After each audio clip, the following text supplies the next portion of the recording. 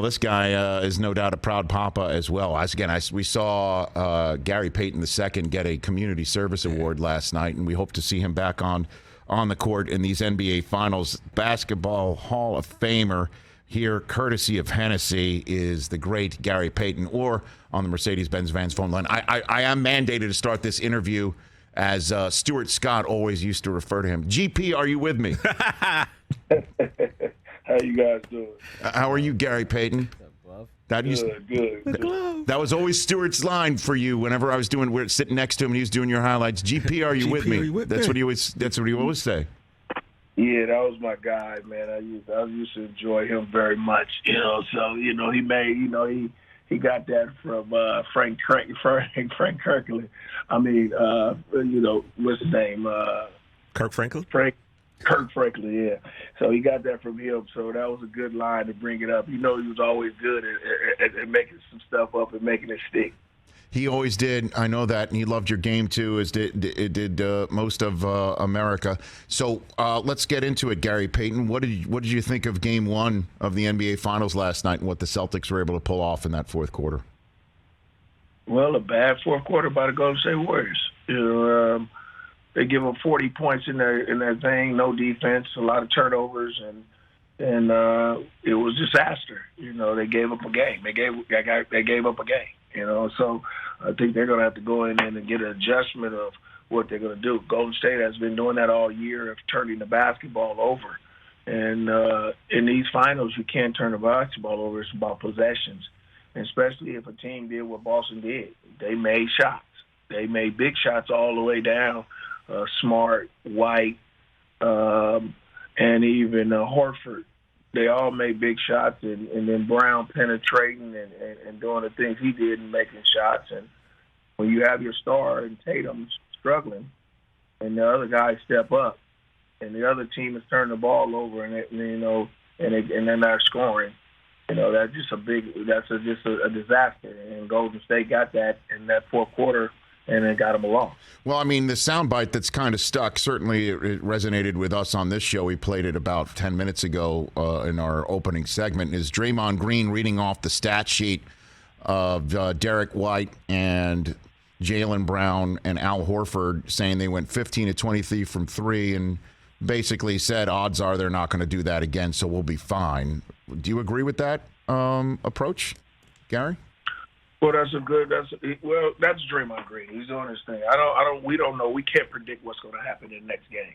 But what they did was they made shots this game. So if they're on fire and they're making shots, well, they're gonna have to do something different, But I don't know. Anything can happen in any games. Maybe not. Maybe they will. But what I'm saying is that they made them this game, and then they're down one game to none. And they're going to have to be more conscious of what these guys are doing, because I think these guys' confidence is up there now, and they're going to play well. Now, Golden State has to adjust to what he's going to do. They were in a zone. Golden State was in a zone, which the zone wasn't a good matchup, and these guys got free. Horford from the corner, Horford from the side, White from the side. White from here, White from there, and then all of a sudden Jaylen Brown takes over by penetrating in the zone. Golden State is going to have to adjust, because if you give a professional basketball player that much, they should knock down shots. And I don't know what's going to happen in the next game, but if he's saying that it won't happen again, and it does happen again, then what you're going to say? I don't know what you're going to say, but I think they need to make adjustments, that these guys are not as comfortable as they were yesterday to make shots. Gary Payton, Basketball Hall of Famer, 9-time All-NBA player here on the Rich Eisen Show, courtesy of Hennessy.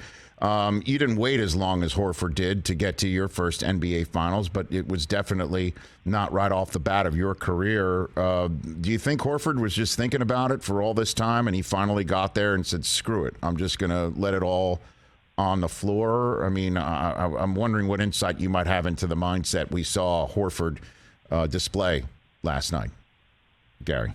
Well, it's been a long, this is Horford's first one, and it's been a minute for him. I don't know how long it's been. I went to my first finals in my 6th year. So, I played against the Bulls and then went 2 more times after that. But he is his first. And yes, it might as well let it free. He's taking advantage of the opportunity of being there. And he took very much advantage of it by scoring what he had, 26 and 6 or something like that, with 6 threes or something like that. He did. Yeah, he took advantage of that, and that's what he's supposed to do. He wants to win a championship. Any player that goes to the NBA Finals should be in that stage. If you're gonna be on the floor and your coach gives you that much confidence in getting out there, hit the shots, do what you got to do, and he's just taking advantage of what he has to because. First of all, if it took him this long to get there, I don't think he'll get back like that soon. I don't know. We don't know what he's going to do. We don't know if he's going to go back, so he's going to take advantage of it. Well, and we also know the Warriors are not at complete full strength, Gary Payton. So what can you tell me about your son? Do you think we see him Game 2? Anything close, imminent for him in his return? I don't know what happened yesterday. I mean, that's on the coaching staff of an organization of Golden State. I don't know. You suit him up, and you don't play him. I don't know. I'm not the coach. I'm not the trainer over there. What was the thinking of that? But they're not at full strength. Andre hadn't played in a long time. I think Porter played very well. You know what I'm saying? Even when he was out for a minute at a time, and he hit big threes yesterday. I just think that, it's hard for guys, to just keep sitting over there and getting in a rhythm. I think he should be on the floor. That's just my opinion. But that's on the coaching staff of the Golden State.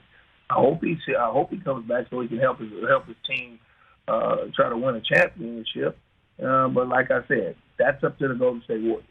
And so the injury that he suffered with Dillon Brooks that earned him a suspension, Coach Kerr called it at the time breaking the code of the NBA. I know I'm asking a dad this question, but I'll ask it anyway. Do you agree with that assessment of that foul and suspension, Gary? Well, you guys seen how I played. I don't care about people fouling people or nothing like that. That's a basketball play to me. I mean, he jumped late, but I'm just saying I think it would be different with me if he would have pushed him out the air and then did something like that. Basketball in any sport is a physical contact sport. I think that my son just basically, he landed wrong. You know what I'm saying? Instead of his arm bending, it stuck. And that's just the way the game goes.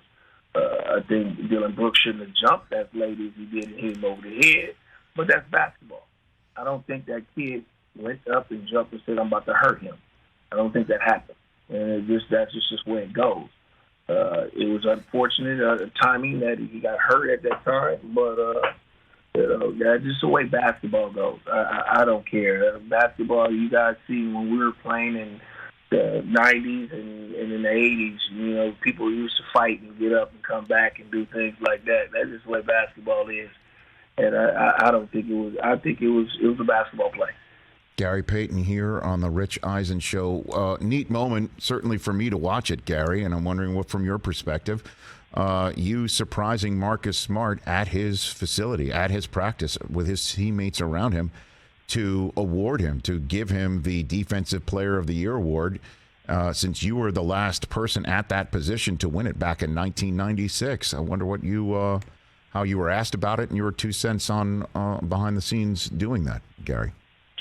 Well, what I say, when we were talking about it all year, I've been talking about how he changed the game the way I did in '96 at the point guard position. I was promoting for him to win it. I was the only point guard to ever win it ever in NBA history, and now he's the second. So, he deserves it. He changes the game. He changes the game a lot. He's a guy where he makes things happen, and he creates problems.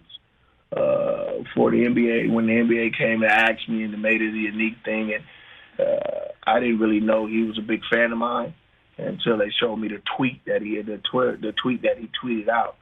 That was one of the things that we were going about to, give him an award. And it was an honor for me to give it to him. I mean, he deserves it. It's history to be the second point guard at that position, because you guys know that really point guards don't win this award. Big men win the award. A lot of big men win the award. For him to come and do it in the way he did it and change the game of what he did is big. And it was an honor for me to go out there and give him the award. Well, it's not just the physical attributes. You got to have the what's between the temples. You got to have heart. Obviously, you got to have physical skills, but you got to have smarts. And I didn't mean to actually say that about Marcus, just because I'm not turning a phrase. I literally mean that he's a smart guy. So, how did he pick your brain, Gary? What was part of the conversation that maybe you two had away from everybody about being the defensive player of the year at a position like that? Well, you know what? He really didn't. We didn't really pick the brain about how he won the position. He just was telling me about how he grew up and how he watched me and how, he wanted to be that type of basketball player I was on the defensive end. And he was like, I've been watching you forever. You changed the mold of the game of defensive on each side, and I know that I thought that I could do that, and I wanted to do that.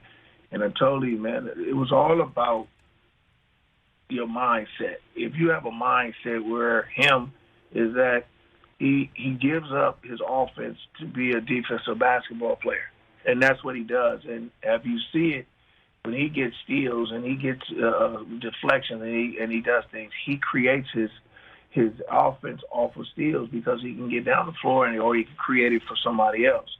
And that's what a defensive player should be understand.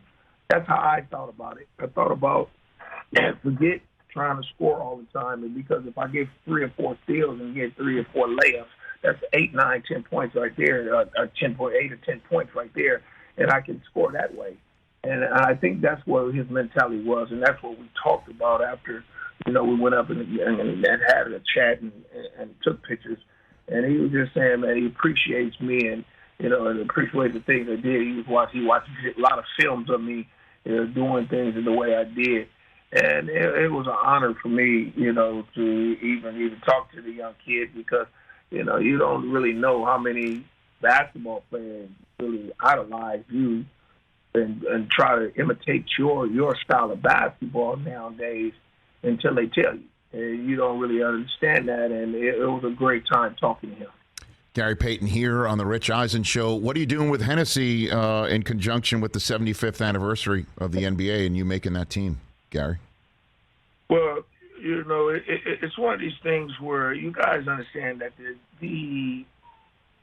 the pandemic started a lot of things, and it created a lot of things, a lot of havoc in this world. And we, as, people, especially the Black, the Latina, and the Asians, they started little small businesses, and they put all their lives into it and all their money into these businesses. And then all of a sudden the pandemic comes, and then you don't make no money, and things get to a situation where you start losing your businesses, and now it's struggling. So Hennessy and me and the NBA and 17 other NBA teams, we combined together, and we said, look, we're going to try to help these businesses, and we started a thing called Unfinished Business. This year we have given $2.5 million to these people to get their businesses back on their feet so they can get their lives back on their feet. Ever since 2020, the Unfinished Business program has gave out, $7.5 million. And we're just trying to keep doing the same thing to help these people because they're struggling. If anybody understands out there, man, the pandemic really caused a big thing in our lives and in this world. And now we're just trying to get out of it. And then the plus that we went over that because of the 75th anniversary of the NBA. We picked 75 recipients that is going to be on our Instagram. We're gonna reveal it on the Instagram to give them an award for doing the things above and beyond of what they did. And this is going to be 75, and we're going to reveal it at Hennessy US. That's their Instagram and then on my Gary Payton Instagram, and we're going to reveal that. And it's going to be a big thing for these people and get them back, their lives back. And I'm just proud to be a part of this $10 million process that we're going to give to these people and do the things that we're doing right now so that we can get these people back to their lives and not, stressing out and saying that they lost their life savings. And we help them get back to where they need to get back to. Good stuff, Gary Payton. Fantastic. Not just that, but everything going on in your world. Congratulations on making the 75th anniversary team. And so were you part of that whole extravaganza at the All-Star game? Were you there? I was. Okay. Yeah, I was. What was that like? It was great to just be around the guys, man, and then the older guys where you see all the guys that I looked up to. I had great conversation with Kareem Abdul-Jabbar and Jerry West. Them are one of my two favorites. But my favorite of all time is George Gervin, who was like a father to me. And just to be around him and have the pleasure of being named one of the top 75 players in the world in 75 years of basketball, that is just something that you just don't imagine that you will be doing. You'll be a part of. And that was it's a big deal for me to be a part of that and make that team. And it was just a great thing at All-Star Weekend to be around them guys and have that type of fun. Did you, at some point during any of the mixers with the rest of the team, go up to Michael Jordan with an iPad and show him highlights of you wearing him down in Games 4 and 5 of the NBA Finals? Gary? Show him an iPad, just walk up and see his reaction with an iPad? No, Mike came in a little late. He was at his Grand Prix. He finished second with his Grand Prix his racing team. Right. That weekend, and we were just hoping for him for his team to win the Grand Prix that day. The Daytona 500. That's what they were in. Oh, he came in. Okay. Yeah, so you have no issues with Michael after the Last Dance? You have no issues with Michael after the Last Dance, Gary, at all? No. You know what? I don't care about that. That was his production. I wouldn't have had no respect for Mike if he wouldn't have said the things that he said. I would have had no respect for him because if I'm writing my own a movie or script or whatever, I'm gonna talk crazy to everybody. You know what I'm saying? I really don't care. I would have been talking about everybody. I wasn't scared of nobody, which is true. All right, I wasn't scared of nobody doing basketball. So. It was what he had, man. I wouldn't have had no respect for him if he would have said something else. You know what I'm saying? So it was fun always competing against Mike. But I don't have no beef against Mike. That was a long time ago in the day. It doesn't matter. Everybody knows what went down. You know what I'm saying? We everybody got eyes. They seen basketball. We just played and we had fun and we competed. And if you remember in the Last Dance, Mike said, "Look, I have no problems with the glove." So Gary was one of the few people that he said, I had no problems with the glove. I took that to mean the different way, that he didn't have a problem with you, Gary, on the court. I don't know. That's the way I took that. That's not how I took it. Everybody gonna take it in a different way. But I'm just gonna say this. You guys know I wasn't in fear of nobody and nobody and the way I played. You know what I'm saying? So to me, I can guard anybody. I can guard anybody. In my day, I can guard anybody in the world. So it wasn't no problem with that. I mean, it wasn't even like that. I mean, whatever way he was meaning it, like I said, if he didn't mean it in a bad way, I wouldn't have no respect. Well, your teammates on the pinnacle team in the history of the NBA, your teammates forever on that 75th anniversary team, and congratulations on that. And then again, doing some good out of the number, $7.5 million in funding to help Black, Latinx, and Asian American owned businesses that were struggling and powered through COVID-19, and then the 75 unfinished business recipients are going to be revealed on the Hennessy social media outlets as well as yours, Gary Payton. Thanks for the call. Let me know when you're in LA. I'd love to have you back in studio, Gary. Appreciate it. Yes, I Always. want to come on. Last time we did, we had a good time. So we did. Always. Take care of yourself, Gary Payton. Okay, you take care. That's the glove himself, Gary Payton. GP was, in fact, with me. Hey, you watched all the way to the end. Thanks for that. Watch more right here.